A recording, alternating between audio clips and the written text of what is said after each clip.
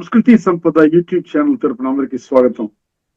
శ్రీమద్ భగవద్గీత ఆధ్యాత్మిక రహస్యాలు అనే శీర్షికలో శ్రీ త్రినాథ్ గారు ధారావాహిక ప్రసంగం చేస్తున్నారు. వారి ధారావాహిక ప్రసంగంలో ఈ రోజు 507వ ప్రసంగం చేస్తున్నారు. శ్రీ త్రినాథ్ గారికి స్వాగతం. నమస్కారం. ఓం శాంతి. శ్రీమద్ భగవద్గీత ఆధ్యాత్మిక రహస్యాలు ఈ యొక్క కార్యక్రమాన్ని తిలకిస్తున్నటువంటి సోదర సోదరీమణులందరికీ కూడా హార్దిక స్వాగతం, సుస్వాగతం, నమస్సమాంజలి. ముందుగా మనము ధార్మికము ఆధ్యాత్మికము 213వ ఎపిసోడ్ నుండి మనం ఈ యొక్క చర్చ చేస్తున్నామండి. గమనించండి, అంటే సుమారుగా ఒక 300 ఎపిసోడ్స్ నుంచి మనం చర్చించుకుంటున్నాం. ధార్మికము ఆధ్యాత్మికము ఒకటి కాదు, రెండు కూడా భిన్న ధృవాలు. రాత్రికి పగలికి ఉన్నంత తేడా ఉంది, భూమికి ఆకాశానికి ఉన్నంత తేడా ఉంది. ఈ విషయాన్ని ప్రతి ఒక్కరు గుర్తించాలి. బుద్ధినేత్రాన్ని తెరుచుకోండి, సత్యాన్వేషకులు కావాలి. అర్థమైందండి? అప్పుడే మనకు అర్థమవుతుంది. అంధవిశ్వాసములో ఆధ్యాత్మిక జగత్తులో ఎటువంటి చోటు లేదండి. అంధవిశ్వాసములో ఆధ్యాత్మిక జగత్తులో నేను కానీ ముందుకు వెళ్ళాలని మీరు కోరుకుంటే మీరు వెళ్ళలేరు. మీ యొక్క సమయాన్ని, మీ యొక్క శక్తుల్ని, మీ యొక్క ధనాన్ని వృధాపరుచుకున్న వాళ్ళు అవుతారు. గుర్తుపెట్టుకోండి. ముఖ్యంగా ఈ ఎపిసోడ్లో ఒకసారి భగవంతుడు భగవద్గీతలో మనకి ఏం చెప్పాడు? ఆధ్యాత్మిక దృష్టికోణంలో మన్మనాభవ అన్నాడు. మన్మనాభవ అంటే మనసు ద్వారా నన్ను ప్రేమించు అన్నాడు. అర్థమైందండి? మనసు ద్వారా నన్ను ఆ విధంగా నా మనసు నా మీద లగ్నము చెయ్యి అన్నాడు. అదేవిధంగా చాలా శ్లోకాల్లో మయ్యర్పిత మనోబుద్ధి యోమద్భక్త సమే ప్రియ అన్నాడు. మయ్యేవ మన ఆధస్త్వ మయి బుద్ధిం నివేశయ నివశిష్యసి మయ్యేవ అత ఊర్ధ్వం న సంశయ అన్నాడు. అర్థమైంది? అంత మనసు ద్వారా నా మీద మనసుతో ప్రేమించమని చెప్పాడు, మనసులో నన్ను పెట్టుకోమని చెప్పాడు, నాలో లీనమైపోవని చెప్పాడు మనసు ద్వారా. అర్థమైందండి? ఎందుకు చెప్తున్నానంటే ఇది ఆధ్యాత్మికతలో ఉన్న స్పష్టత మనకి ధార్మిక జగత్తులో లేదు. ధార్మిక జగత్తులో దేహభ్రాంతిలో ఉన్నారు కాబట్టి, నేను దేహం అనుకుంటున్నారు కాబట్టి వాళ్ళకి ఆత్మచింతన, ఆత్మ పరిచయము, లేక ఆత్మ యొక్క అస్తిత్వము, అదేవిధంగా పరమాత్మ యొక్క అస్తిత్వము, రాజయోగ ప్రక్రియ భగవద్గీతలో సారముగా నేను చెప్పేది యోగం మాత్రమే అని చెప్పినప్పటికీ కూడా అది యుద్ధశాస్త్రముగా భావించడం వలన భౌతికంగా మనం మార్చుకున్నాం. భౌతికంగా మనం మార్చుకుంటే ఈ మన్మనాభవం ఏం చేసామో తెలుసునండి. దాన్ని మనం ఏం చేసామంటే ఆత్మ పరమాత్మలో లీనమైపోతుంది అని అర్థం చేసుకున్నాం. అక్కడ ఆధ్యాత్మికంలో ఏం చెప్తున్నాడు? లవలీన పరిస్థితి అన్నాడు. నీవు నాలో లీనమవ్వాలి అంటే, ప్రేమతో లీనమవ్వాలి అంటే నన్ను గుర్తు తెచ్చుకోవాలి, నిరంతరము నా స్మృతిలో ఉండాలని అక్కడ భగవంతుడు మనకు ఆ విధంగా ఆధ్యాత్మిక దృష్టికోణంలో మనం అర్థం చేసుకున్న విషయాన్ని ధార్మికంలో ఏం చేశారండి? ఆత్మ పరమాత్మలో లీనమైపోతుంది. లీనమైపోతుందంటే అర్థం ఏమిటి? ఆత్మ యొక్క ఉనికి, ఆత్మ యొక్క అస్తిత్వము అర్థమైందని దాన్ని మనం తీసేసాం. అస్తిత్వాన్ని తొలగించుకున్నాం, అంటే ఆత్మ లేకుండా చేసుకున్నాం. భగవంతుడి గీతలో ఏం చెప్పాడు? ఆత్మ అవినాశి. అర్థమైందండి? పరమాత్మ అవినాశి. ఆత్మ ఎప్పటికీ కూడా అస్తిత్వాన్ని కోల్పోదు. అర్థమైందండి? 2వ అధ్యాయంలోని 20, 2వ అధ్యాయంలో 23 రాసుకోండి. అర్థమైందండి? అందువలన ఆత్మ పరమాత్మలో లీనమవ్వడం అనేది కరెక్ట్ కాదు. ఆత్మ పరమాత్మ యొక్క ప్రేమలో లీనమవ్వాలి. పరమాత్మని మనము ఆ విధంగా హృదయములో పదిలపరుచుకొని పరమాత్మ యొక్క స్మృతిలో మనము లీనమవ్వాలి. ఇది విషయం అన్నమాట. మరొక అంశాన్ని మీకు తదుపరి ఎపిసోడ్లో మరొక అంశాన్ని తీసుకొని వస్తాను. ఇప్పుడు మనం ముఖ్యంగా గమనించవలసింది ఏంటంటే, కఠోపనిషత్తు ఏదైతే ఉందో మొదటి 5 మంత్రాలు మనం చర్చించుకున్నాం. ఇప్పుడు ఈ కఠోపనిషత్తులోని ఈ 5 మంత్రాల యొక్క సారాన్ని ఒక్కసారి మీ దృష్టికి తీసుకొని వస్తానండి. ఎందుకంటే ప్రారంభం గట్టిగా ఉండాలండి. కఠోపనిషత్తు మనకి కరెక్ట్గా అర్థమైందనుకోండి, ప్రారంభం ఈ 5 శ్లోకాలు మనకు 5 మంత్రాలు అర్థమైందనుకోండి, మనం ఏమవుతుందంటే తదుపరి ప్రయాణం 119 మంత్రాలు ఉన్నాయి ఇందులో. అర్థమైందండి? ఈ ప్రయాణంలో మనం చాలా చక్కగా ఇందులో లోతైన తత్వము మనకి చాలా సులభంగా బోధపడుతుంది. ఎందుకంటే మనం తత్వం మాత్రమే అర్థం చేసుకుంటున్నాం. తత్వం అంటే ఈ ఉపనిషత్తులు మన జీవితంలో ఎలాగ నేను జీవితంలో ధారణ చెయ్యాలి, అనుభవం చెయ్యాలి, అందులో సందేశం ఏమిటి, నేను దాన్ని స్పష్టంగా అర్థం చేసుకున్నానా, ఈ విషయం అన్నమాట. ఇప్పుడు ఈ కఠోపనిషత్తు ప్రారంభంలో ఉన్నటువంటి 5 మంత్రాల్లో మనం ఏం తెలుసుకున్నాం? 3 పాత్రలు. ఒకటి నచికేతుడు, రెండవది వాజశ్రవసుడు, మూడవది యమధర్మరాజు, కాలయముడు. అర్థమైందండి. యమధర్మరాజు అంటే భగవంతుడు, గుర్తుపెట్టుకోండి. యమధర్మరాజు భగవంతుడు వేరే కాదు.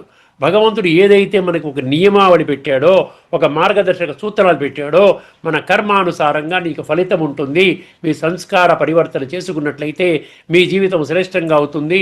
ఇది 850 కోట్ల మనుషులకి ఒకటే ఒక ఫార్ములా. అది భగవంతుడు యమధర్మరాజు రూపంలో చెప్తున్నాడనమాట. అర్థమైందండి. దీని నచికేతుడు ఏంటంటే సత్యాన్వేషకుడు. అర్థమైందండి. సత్యం కోసం తపన పడుతున్నాడు. ఇది శరీరము కాదు, ఆత్మని అన్నటువంటి జ్ఞానము కొద్దిగా అందుతుంది.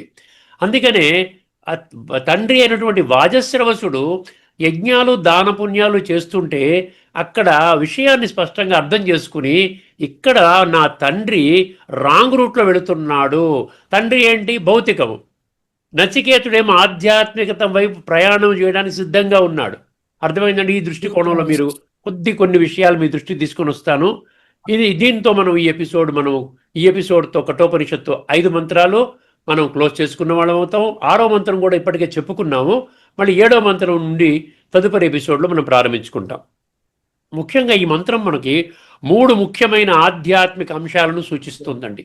3 ముఖ్యమైన ఆధ్యాత్మిక అంశాలను సూచిస్తోంది. ఒకటి ఏంటి? ఆత్మ పరిశీలన. సరే, నచికేతుడుగా అవ్వాలి మనం. ఆత్మ పరిశీలన. రెండవది సంస్కారాల వల్ల వచ్చే జిజ్ఞాస. అర్థమైంది? సంస్కార పరివర్తన. అక్కడే మనకు ఆ జిజ్ఞాసత్వం రావాలండి. ఎందుకంటే చివరికి నా కూడా ప్రయాణము చేసేవి ఏమిటి? సంస్కారాలు మాత్రమే. మూడవది ధర్మబుద్ధి. బుద్ధి ధార్మికం వైపు వెళ్ళాలి. ఇప్పుడు అధర్మం వైపు వెళుతోంది. బుద్ధి నేత్రం తెరుచుకున్నప్పటికీ కూడా అది లౌకికం వైపు వెళ్ళిపోతోంది. అర్థమైందండి. అందులో లౌకికం వైపు వెళ్ళినప్పుడు ఆ అధర్మముగా మారిపోతుంది. భలే మనం అనుకుంటాం ధర్మో రక్షిత అని అంటాం, కానీ ధర్మ మార్గంలో నడవటం లేదు. ఇక్కడ అందులోనే మళ్ళీ ఏమిచ్చాడు? సత్యాన్వేషణ. అర్థమైంది? ధర్మబుద్ధి ద్వారా మనకేమవుతుంది? సత్యాన్వేషణ. భగవంతుడు పరమసత్యము, నేను సత్యములో ఉన్నానా? అర్థమైందండి. ఈ సత్యాన్వేషణ. అసతోమా సద్గమయ అనుకోవడం కాదు. నేను అసత్య మార్గంలో ఉన్నాను తండ్రి, నాకు సత్య మార్గాన్ని బోధించి అనుకోవడం కాదు. అర్థమైంది? ఒక్కసారి ముందుకు వెళదామండి. ఈ భావాలకు భగవద్గీతలో అనేక మద్దతు శ్లోకాలు ఉన్నాయి. నా యొక్క కేవలం లక్ష్యం ఏమిటంటే భగవద్గీతని అన్ని శాస్త్రాలకి జోడించడం నా పని. అదే చేస్తున్నాను. ఇప్పుడు ఆత్మ పరిశీలనలో ఏం చెప్పాడు అక్కడ? ఇప్పటికే చెప్పుకున్నాం ఆ శ్లోకము. నీకు జ్ఞానం ఇస్తాను, నేను ఆత్మజ్ఞానం ఇస్తాను, పరమాత్మ జ్ఞానం ఇస్తాను. రాజయోగం అనే ప్రక్రియ ద్వారా ఆత్మని ఎలా సంస్కరించుకోవాలో ఇది కూడా నేను చెప్తాను. నువ్వు చేయవలసిందల్లా మిగతాదంతా నువ్వు చెయ్యాలి, నేను మిగతాది ఏమి చెయ్యను. అందుకని ఏమన్నాడు? 6వ అధ్యాయంలో 5వ శ్లోకం రాసుకునేవాళ్ళు రాసుకోవచ్చు. ఉద్ధరేదాత్మనాత్మానం నా ఆత్మానం అవసాదయేత్ ఆత్మైవ హ్యాత్మనో బంధు ఆత్మైవ రిపురాత్మన. ఇది అదొక శ్లోకం మీకు ఇప్పటికే చెప్పాను. తర్వాత ఈ 2వ దాంట్లో ఏంటి? సంస్కారాల వల్ల వచ్చే జిజ్ఞాస అన్నాడు. సంస్కారాల వల్ల వచ్చే జిజ్ఞాస అంటే ఏమిటి? 6వ అధ్యాయంలోని 45వ శ్లోకం. ఈ సంస్కారాలు ఎట్లా ఫార్మ్ అవుతాయి? ఎన్నో జన్మల సంస్కారాలు మనకు కూడా వస్తున్నాయి. ఇప్పుడు ఉన్న పడంగా భగవంతుని ఈ ఒక్క జన్మకే తెలుసుకున్న చేసిన కర్మల ఆధారంగా ఏర్పడిన సంస్కారాలు కావండి. 63 జన్మల సంస్కారాలు, 21 జన్మలు ద్వాపర యుగము, 42 జన్మలు కలియుగము. ఇది అంతిమ జన్మలో ఉన్నామని భగవంతుడు చెప్తున్నాడు 7:19లో. బహునాం జన్మనాం అంతే అని అన్నాడు. ఈ 63 జన్మల సంస్కారాల ఫలితం అన్నమాట. ఇప్పుడు అది తమో ప్రధానంగా ఉందా, సతో ప్రధానంగా ఉందా? ఏ విధంగా మనము ఈ పరమాత్మ యొక్క జ్ఞానం పొందగలుగుతాం, పరమాత్మ పరిచయం పొందగలుగుతాం. అందుకని మీకు 6వ అధ్యాయంలో 45వ శ్లోకం ఇది కూడా ఇప్పటివరకే చెప్పాము. ఏమిటి? పూర్వజన్మ సంస్కారాలు అంటాం కదా. ఎవరికైనా ఏదన్నా జరిగిందనుకోండి, పూర్వజన్మలో ఏం చేసుకున్నాడో బాబు, ఏదో లంకెల బిందు దొరికింది అంటాం. అట్లా అన్నమాట ఈ జన్మజన్మల సంస్కారం. దానికి 6:45 ఏమన్నాడు శ్లోకం ఏంటి? ప్రయత్నాద్యతమానస్తు యోగి సంశుద్ధ కిల్బిష అనేక జన్మ సంసిద్ధ తతోయాతి పరాం గతిం. అది అక్కడికి. ఇప్పుడు మన ధర్మబుద్ధి అన్నాడు. ధర్మబుద్ధి అంటే మామూలు బుద్ధి పనికిరాదండి. ధర్మబుద్ధిగా వ్యవసాయాత్మిక బుద్ధి కావాలంట. నిశ్చయాత్మక బుద్ధి అంటాడు. 2వ అధ్యాయంలో 41వ శ్లోకం రాసుకోండి. వ్యవసాయాత్మికా బుద్ధి ఏకేహ కురునందన బహుశాఖాహీయనంతాశ్చ బుద్ధయో అవ్యవసాయినాం అన్నాడు. చూసారా, ఇక్కడ వ్యవసాయాత్మిక బుద్ధి అన్నది క్లారిటీ అనమాట, అద్భుతమైన క్లారిటీ. ఆత్మ అవినాశి, 100% అవినాశి. పరమాత్మ అవినాశి, పరమాత్మ కాలచక్రానికి ఆవల ఉంటాడు, పరమాత్మ సదాపావనంగా ఉంటాడు, పరమాత్మ ఒక్కడే పతిత పావనుడు, పరమాత్మ ఒక్కడే దివ్య గుణాల సాగరు. ప్రతి దాంట్లో క్లారిటీ అనమాట. దాన్ని వ్యవసాయాత్మక బుద్ధి అంటారు. అది ఏమన్నాడు, అవ్యవసాయాత్మిక బుద్ధి అంటే ఏంటి, బహుశాఖలుగా వెళ్ళిపోతాయండి, అటు ఇటు ఇటు అటు పోతాయంట. అది ఒప్పుకుంటాం, ఇది ఒప్పుకుంటాం, అన్ని గందరగోళ పరిస్థితుల్లోకి చేరిపోతాం. అందుకని ఇక్కడ ఏమన్నాడు 2:41లో ఏమన్నాడు, ధర్మ మార్గంలో నడిచే వారికి స్థిరమైన బుద్ధి ఉంటుంది, వ్యవసాయాత్మిక బుద్ధి. ఇక్కడ నచికేతుడు ఏమంటున్నాడు, యజ్ఞములో ఉన్న లోపాన్ని గమనించాడు. ఏంటి, వాళ్ళ తండ్రి గారు ఏం చేస్తున్నాడు, నీళ్లు తాగని ఆవులు, పాలు ఇవ్వని ఆవులు, శక్తి లేని ఆవులు, అర్థం ఇటువంటి ఆవుల్ని, పనికిరాని ఆవుల్ని దానం చేస్తున్నాడు. అక్కడ ఏమన్నాడు, ధర్మాన్ని నిలబెట్టడానికి ప్రశ్నించాడు. అది వ్యవసాయాత్మిక బుద్ధి అని అంటున్నాడు. ఇప్పుడు ఇక్కడ నచికేతుడి గురించి 2 విషయాలు నోట్ చేసుకోండి. నచికేతుడు సాధారణ బాలుడు కాదు, అతను లోతుగా పరిశీలించే మనస్సు కలవాడు, లోతుగా వెళ్తాడు, తత్వంలోకి వెళతాడు. అతనికి సత్యము తెలుసుకోవాలని తపన ఉంది. అర్థమైందండి. యజ్ఞములో ఇచ్చే దానాలను చూసినప్పుడు అతనికి ఒక సందేహం వచ్చింది, ఈ దానము నిజంగా ధర్మమా? ఈ విధంగా పనికిరాని ఆవులు, నీళ్లు తాగని, గడ్డి మేయని, అర్థమైందని పాలు ఇవ్వని, శక్తి లేని ఆవుల్ని ఆ విధంగా ఇవ్వడము ధర్మమా? అతని హృదయంలో ఒక గొప్ప భావం ప్రవేశించింది, ఒక గొప్ప భావం ప్రవేశించిందంట. ఏమిటండి, ఉపనిషత్తు దీన్ని ఏమన్నాడు, శ్రద్ధ అన్నాడు. శ్రద్ధ కలిగిందంటే ఆధ్యాత్మిక జ్ఞానం పట్ల, ఆధ్యాత్మిక జాగృతి అంటే ఆత్మ జాగృతి పట్ల, పరమాత్మ జాగృతి పట్ల శ్రద్ధ కలిగిందంట. అందుకని శ్రద్ధ అంటే విశ్వాసము కాదు, సత్యాన్ని తెలుసుకోవాలని ఆంతరంగ పిలుపు అన్నాడు. 4:39లో శ్రద్ధ గురించి ఒక చక్కటి శ్లోకం ఉంది. శ్రద్ధావాన్ లభతే జ్ఞానం తత్పర సంయతేంద్రియ జ్ఞానం లబ్ధ్వా పరాం శాంతిం అచిరేణ అధిగచ్చతి అంటాడు. శ్రద్ధ ఉంటే నీకు ఒక్క క్షణంలో పరమశాంతి పొందే జ్ఞానాన్ని నీకు ప్రసాదిస్తారు. భగవంతుడు వాగ్దానం అండి, మనం వాడుకోవడం లేదు కానీ కేవలం పఠన పారాయణ, శ్రవణ మన ప్రచార ప్రసారానికి అంకితం చేసుకున్నాం భగవద్గీతని. ఇక్కడ ఈ యొక్క పాయింట్ 4:39లో చెప్పింది మిస్. అందుకేనేమన్నాడు ఇక్కడ, శ్రద్ధ కలిగిన వాడికే జ్ఞానం లభిస్తుంది.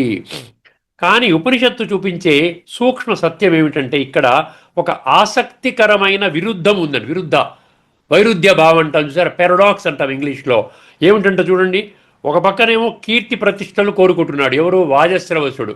ఒక పక్కన కీర్తి ప్రతిష్టలు కోరుకుంటూ తర్వాత దానం ఏం చేస్తున్నాడు, అతను ఇచ్చిన దానము పనికిరాని ఆవులు.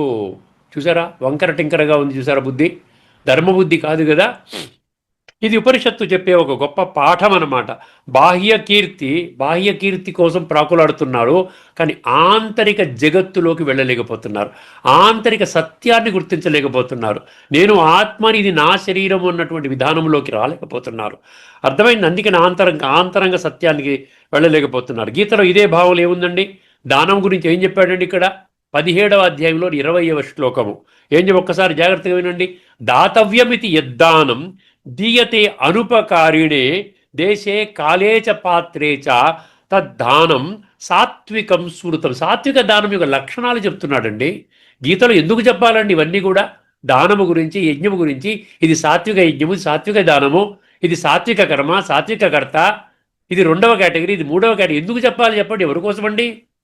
ఎవరి కోసం చెప్తున్నాడు? మనుషులు, మానవులు, ప్రజలు, జనులు, నరులు అని మనకి 137 శ్లోకాల్లో ఉంది కదా, 93 శ్లోకాల్లో ఉంది. అర్థమైందండి. సో ఈ విధంగా ఇక్కడ గమనించండి, ఏం చెప్పాడు ఇక్కడ మీకు అర్థం. ధర్మబద్ధంగా దానము చేయడము నా కర్తవ్యం అనే భావముతో, ఎలాంటి ప్రతిఫలము ఆశించకుండా, సరి అయిన స్థలము అంటే దేశము, సరి అయిన సమయము అంటే కాలము, మరియు అర్హత గల వ్యక్తికి అంటే పాత్ర ఇచ్చే దానాన్ని సాత్విక దానం అని అంటారు.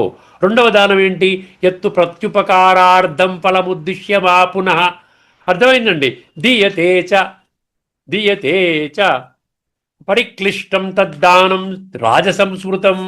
రజోగుణం అంటే ఏంటి, ఫలాన్ని ఆశిస్తాడు. ఫలం కావాలి, నేను దానం ఇస్తున్నా అంటే వాడు మెచ్చుకోవాలి, వాడు గుర్తించాలి, వాడు నాకు బహుమతి ఇవ్వాలి. ప్రభుత్వం వాళ్ళని గుర్తించాలి, పురస్కారాలు ఇవ్వాలి. అర్థమైందండి. ఇక్కడ ఏమన్నా ఏదైనా ప్రత్యుపకారం పొందడానికి లేదా ఫలాన్ని ఆశిస్తూ, అలాగే మనసుకు ఇష్టం లేకపోయినా బాధతో, అక్కడ ఏమన్నాడు, పరిక్లిష్టం అన్నాడు చూసారా, బాధపడుతుంటాడు, ఏదో ఇవ్వాలి, ఇవ్వకపోతే కాస్త మనకి పేరు ప్రతిష్ట రాదు కదా అని బలవంతంగా, ఇష్టం లేకపోయినా బాధతో ఇచ్చే దానాన్ని రాజసిక దానము అంటారు. తామసిక దానం కూడా చెప్పక్కర్లే. ఇక్కడ సారాంశం ఏంటి, దానములో 3 లక్షణాలు ఉంటాయి. ఒకటి ప్రత్యుపకారము, అంటే ప్రతిఫలము ఆశించి చేసే దానము.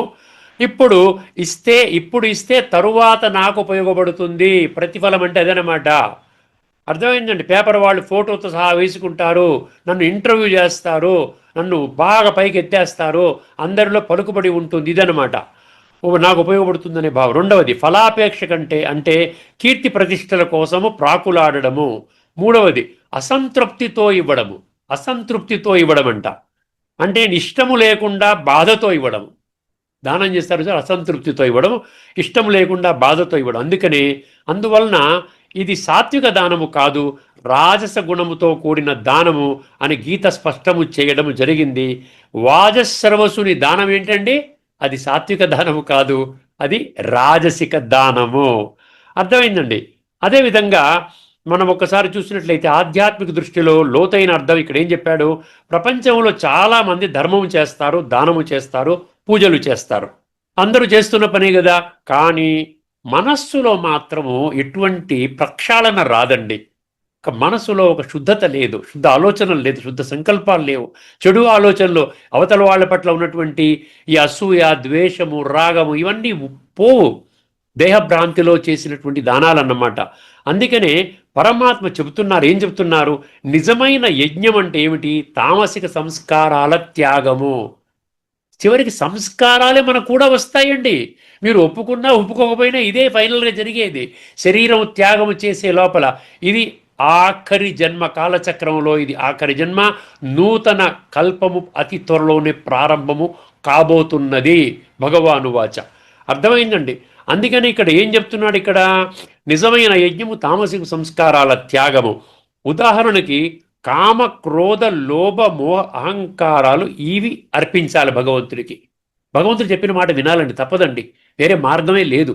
నేను వినను అంటే మీరు రేపు స్థాపన కాబడేటువంటి ధర్మయుగంలోకి రారు, సత్యయుగంలో అడుగు పెట్టలేరు.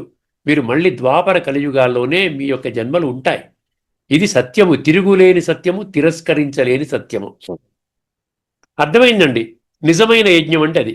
ఇప్పుడు కఠోపనిషత్తులోని సంకేతం ఏంటి చెప్తుంది, ఈ కథలో వాజస్రవసుడు బాహ్య ధర్మం చేస్తున్నాడు, భౌతికంగా చేస్తున్నాడు. అక్కడ పనికొస్తుందా పనికిరానిదా అవేమి చూడట్లేదు. నచికేతుడు ఏం చేస్తున్నాడు, సత్యాన్వేషి. నచికేతుడు సత్యాన్వేషి అంటే ఆధ్యాత్మిక దృష్టికోణంలో వెళ్ళాలి, ఆధ్యాత్మికంగా ఎన్నో విషయాలు తెలుసుకోవాలి, పరమాత్మ ప్రాప్తి పొందాలి, సంస్కార పరివర్తన చేసుకోవాలి అనేటువంటి సంకల్పం నచికేతుడిది.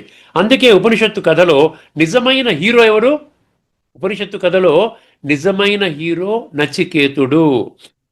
వాజస్రవసుడు యజ్ఞము చేస్తున్నాడు, కానీ నచికేతుడు సత్యాన్ని వెతుకుతున్నాడు. చూసారా, వాజస్రవసుడు యజ్ఞాన్ని చేస్తుంటే నచికేతుడు సత్యాన్ని వెతుకుతున్నాడంట. ఉపనిషత్తుల దృష్టిలో నిజమైన ఆధ్యాత్మికత యజ్ఞములో కాదు. చూసారా, ఉపనిషత్తుల దృష్టిలో నిజమైన ఆధ్యాత్మికత యజ్ఞములో కాదు. యజ్ఞం అంటే స్థూల యజ్ఞము, ఈ యజ్ఞములో కాదు. ఏమన్నాడు, సత్యాన్వేషణలో ఉన్నది, అండర్లైన్ చేసుకోండి. ఇప్పుడు ఈ కఠోపనిషత్తు 1:1:1 నుండి 1:1:5 ఏవైతే 10 ఇవన్నీ 5 మంత్రాలు ఉన్నాయి చూసారా, ఈ మంత్రాలు ఇందులో నేను ఒక 15 పాయింట్లు రాసుకున్నానండి. 15 పాయింట్లు, 5 విషయాలు మనకి ఈ 15 ముఖ్యమైన విషయాల మీద ఫోకస్ చేస్తోంది, ప్రాధాన్యతనిస్తోంది. మన జీవితాన్ని ప్రభావితం చేసేటువంటి ఈ 15 పాయింట్లు టకటకటక చదివేస్తాను, జాగ్రత్తగా వినండి. దీంతో మనం ఈ పాఠం ముగించుకుందాం. మొదటిది, ఉపనిషత్తు కథలు తత్వాన్ని చెప్పడానికి ఉపయోగించే రూపకాలు, తత్వంలోకి తీసుకొని వెళ్తాయి మనల్ని. కఠోపనిషత్తు ఒక సాధారణ కథలా కనిపించినా ఇది ఆత్మజ్ఞానం బోధించే ఆధ్యాత్మిక రూపకము. ఏదో సాధారణ కథ, ఆయన ఏదో పనికిరాని ఆవులు దానం చేశాడు, యజ్ఞము, ఈయన ఏదో ప్రశ్నించాడు, ఇదేదో కథలాగా ఉంది. కానీ ప్రతి ఒక్కరూ నచికేత పాత్రలోకి రావాలి. ఒకవేళ వాజశ్రవసుడి పాత్రలో ఉన్నప్పటికీ అక్కడి నుంచి పరివర్తన చెంది నచికేతుడి పాత్రలోకి రావాలి. రెండవది, వాజశ్రవసుడి గురించి ఏం చెప్తున్నాడు ఇక్కడ? బాహ్య ధర్మానికి ప్రతీక. అతను యజ్ఞము చేస్తున్నాడు, కానీ లోపల నిజమైన త్యాగము లేదు. కర్మకాండ మాత్రమే బాహ్య కర్మకాండ మాత్రమే ఆధ్యాత్మిక జగత్తులో ఉన్నత శిఖరాలు అధిష్ఠించాలంటే సరిపోదంట. బాహ్య కర్మకాండకి ఆంతరిక జగత్తులోకి వెళ్ళడానికి అది సరిపోదు. రాత్రికి పగలకున్నంత భేదం అనమాట. మూడవది, సర్వ వేద సందదౌ అన్నాడు ఇక్కడ. ఉపనిషత్తు వ్యంగ్యం ఏంటి? అన్నీ ఇచ్చాడని చెబుతారు. మొత్తం అంతా దానం చేయమని చెప్పాడు కదా ఇక్కడ ఏం దానం చేశాడు? అన్నీ ఇచ్చాడని చెబుతారు, కానీ అతను ఇచ్చింది పనికి రాని ఆవులు. ఇది ధర్మము పేరు మీద జరిగే నాటకము. మనం కూడానండి భగవంతుడు కోరుకునే మంచి విషయం. మనం మంచి ఆత్మజ్ఞానం తీసుకోండి, సంస్కార పరివర్తన చేసుకోండి, అందరినీ ప్రేమించండి, సర్వే జన సుఖినో భవంతు అనడం కాదు. అర్థమైందండి? అందువల్ల చేస్తున్నామా మనం పనికిరాని విషయాలన్నీ మనం ఇస్తున్నాం భగవంతుడికి. మనకి పనికిరావు, మన జీవితాన్ని ఉద్ధరించడానికి పనికిరావు. ఎందుకు పనికిరావు? ఇప్పుడు మనం పనికిరాని వస్తువులు ఉంటే మనం బయట వాళ్ళకి ఇచ్చేస్తాం. చూసారా, ఈ పుస్తకాలు తీసేసుకోండి, అయిపోయిందండి, మా క్లాస్ అయిపోయింది, లేకపోతే ఇదేదో అయిపోయింది, డస్ట్బిన్లో పారేస్తున్నాం, మీరు తీసుకొని వాడుకోండి. సో పనికిరాని వస్తువులు మనం భగవంతుడికి ఇస్తున్నామంటున్నాడు ఇక్కడ. ఇది ధర్మం పేరు మీద జరిగే నాటకం. నాలుగవది, ధర్మం రూపంలో ఉండవచ్చు, కానీ సత్యము లేకపోవచ్చు. అది మీకు ధర్మం అనిపించు, కానీ అందులో సత్యం లేదండి. అందులో సత్యం లేదు. భగవంతుడు సత్యం. భగవంతుడు మనకు ఏ విధంగా అర్థం చేసుకుంటాడు? నాయనా, నీకు పనికిరాని వస్తువు నేను అడిగానా ఇవన్నీ ఇమ్మని? నేను అడిగిన వస్తువులు ఇస్తున్నావా? నీలో ఉన్న విషయ వికారాలు ఇచ్చేసేయి, నీ దేహాభిమానాన్ని నాకు ఇచ్చేసేయి, ఆత్మచింతన చేయి, పరమాత్మ చింతన చేయి, మన్మనాభం అని చెప్పాను కదా, యోగం అని చెప్పాను కదా 93 శ్లోకాల్లో. ఉపనిషత్తు మనల్ని ప్రశ్నిస్తుంది, మన ధర్మము నిజమా లేక బాహ్య రూపము మాత్రమే నిజమా? ఎవరికి వాళ్ళే ప్రశ్నించుకోవాలి. 5, నచికేతుడు మేల్కొంటున్న ఆత్మ. ఇప్పుడే మేల్కొంటున్నాడు. సత్యం తెలుస్తోంది. సత్యం యొక్క అసత్యం యొక్క మబ్బు తెరలు పోతున్నాయి. సత్యము తెలుసుకుంటున్నాడు. అతను చిన్నవాడు అయినా సత్యాన్ని వెతుకుతున్నాడు. ఆధ్యాత్మికత ఇక్కడ ఏం చెప్తుందంటే ఆధ్యాత్మికత వయస్సుపై ఆధారపడదు. అర్థమైంది? చాలా ముఖ్యమైన విషయం. మనం ఏదో వయస్సుతో సంబంధం, చిన్నపిల్లవాడు కదా చేస్తున్నాడు కాదు. పండు ముసలివాడు కూడా రేపొద్దున ఇంకా భౌతికంలోని మునిగిపోయి ఉండొచ్చు, కానీ ఇక్కడ వయసుతో సంబంధం లేదు. 4వది, శ్రద్ధా వివేశ అన్నాడు. ఇది కఠోపనిషత్తులో చాలా గొప్ప పదం అండి. శ్రద్ధ అంటే సత్యాన్ని తెలుసుకోవాలనే అంతరంగ తపన. 7వది, శ్రద్ధ పూర్వ సంస్కారాల ఫలము. శ్రద్ధ ఊరికనే రాదండి, పూర్వజన్మాల సంస్కారాల ఫలం. అదే మనం చెప్పాను కదా 6వ అధ్యాయంలోని 45 ప్రయత్నాద్యతమాస్త్వ యోగి సంశుద్ధ కిల్బిష, అనేక జన్మ సంసిద్ధ. అనేక జన్మల సాధన వల్లే ఆత్మలో ఆధ్యాత్మిక తపన మేల్కొంటుంది. 8వది, నచికేతుడి ప్రశ్న ఆధ్యాత్మికతకు ప్రారంభం అండి. నచికేతుడు ఏదైతే ప్రశ్నిస్తున్నాడో, నాయనా నువ్వు ధర్మ మార్గంలో నడుస్తున్నావా, నన్ను ఎవరికి దానం చేస్తావంటే నిన్ను మృత్యుకు దానం చేస్తానన్నాడు. చూసారా, అది ఆధ్యాత్మికకి ఆ గేట్ ఓపెన్ చేసిందన్నమాట. అతడు తండ్రిని అడిగిన ప్రశ్న ఏంటి? నన్ను ఎవరికి ఇస్తారు? ఇది సాధారణ ప్రశ్న కాదు, నేను ఎవరిని అనే ఆధ్యాత్మిక ప్రశ్న. 9వది, గీతతో సంబంధము పరమాత్మ ఆత్మ ఒకటేనండి. ఆత్మ జ్యోతి స్వరూపం, పరమాత్మ జ్యోతి స్వరూపం. అందుకనే 15:7 ఏమన్నాడు? మమైవాంశో జీవలోకే జీవభూత సనాతన అన్నాడు. చూసారా, అక్కడ ఏంటి అర్థం ఉందని? ప్రతి ఆత్మ పరమాత్మ యొక్క అంశము. అర్థమైందండి? అందుకనే God has made man in his own image అంటారు, బైబిల్లో ఉంటుంది. God has made man in his own image. వారి యొక్క స్వరూపంలో పరమాత్మ బిడ్డల్ని కూడా తయారు చేశాడు. ఇదే శ్లోకం ఇక్కడ 15:7లో ఉంది. 10వ పాయింట్, కోపములో చెప్పిన మాట కూడా దైవ సంకల్పము కావచ్చు. అర్థమైందండి? ఆయన కోపంతో చెప్పాడు కదా, నీకు మృత్యువుకి ఇచ్చేస్తున్నాను అన్నాడు. నన్ను ఎవరికి ఇస్తావు అంటే, నిన్ను మృత్యువుకి ఇచ్చేస్తున్నాను అంటే, యమధర్మరాజుకి అప్పగించేస్తున్నాను అంటే నువ్వు చనిపోతావు అనే కదా అర్థం. అది కూడా, అందులో కూడా దైవ సంకల్పము, అందులో ఆత్మజ్ఞాన కోణం అనేది ఒక్కసారి ఆధ్యాత్మిక కోణం ఓపెన్ అయింది ఆయనకి. వాజశ్రవసుడు కోపంతో అన్నాడు మృత్యువుకి ఇస్తాను, కానీ ఇదే నచికేతుడికి నచికేతుడి ఆధ్యాత్మిక యాత్రకు ప్రారంభము.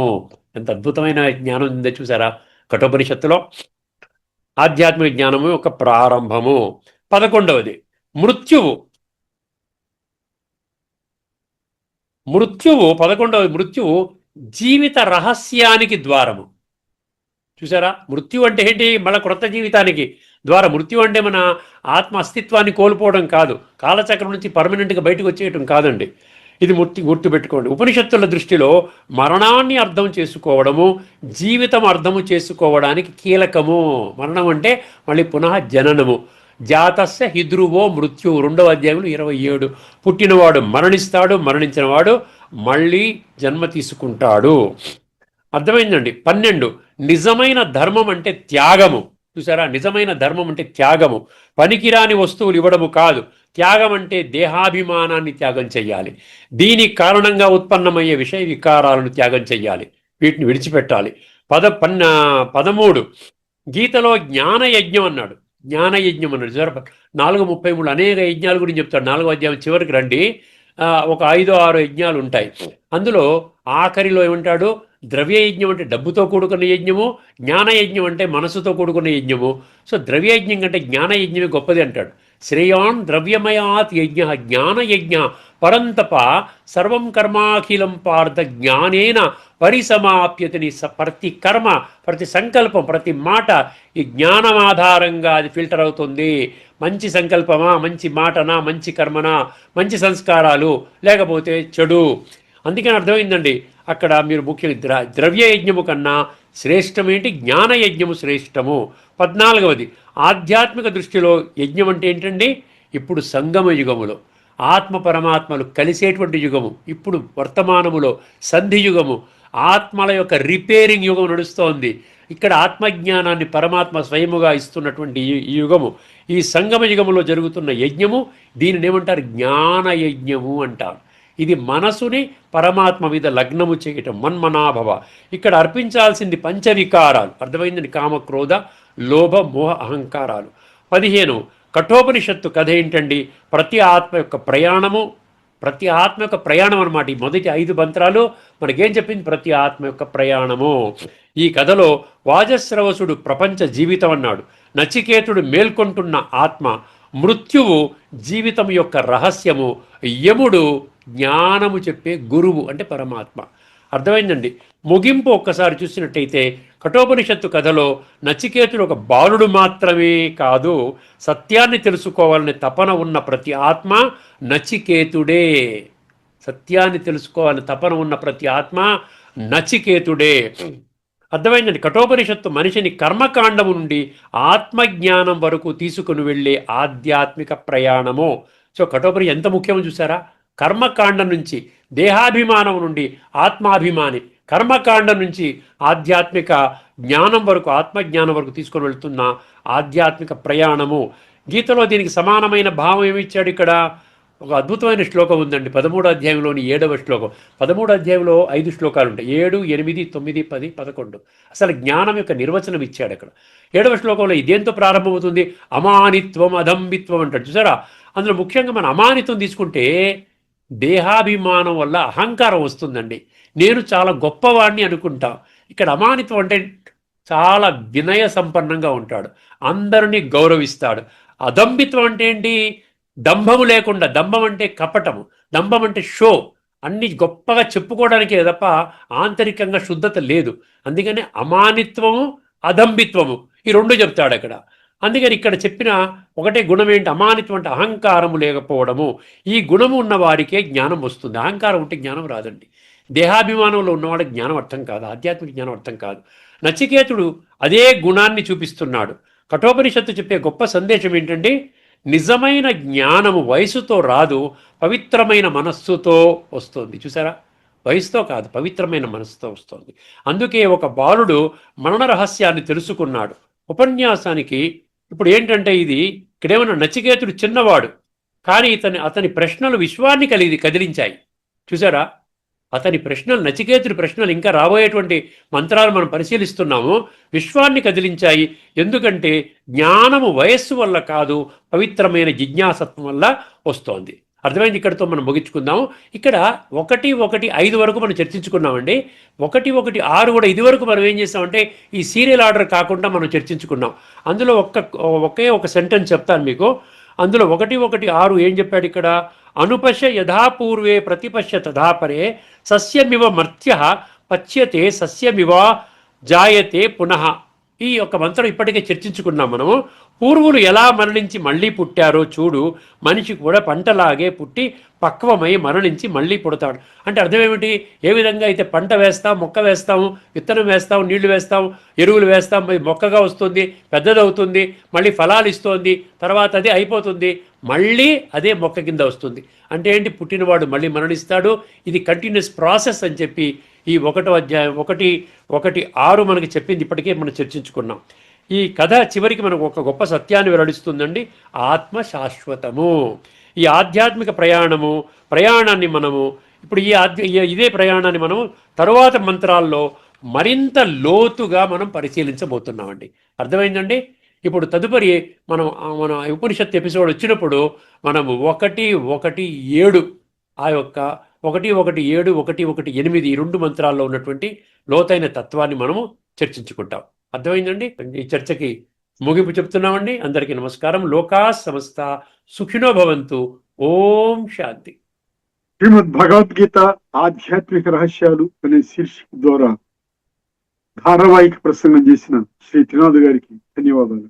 నమస్కారం అండి.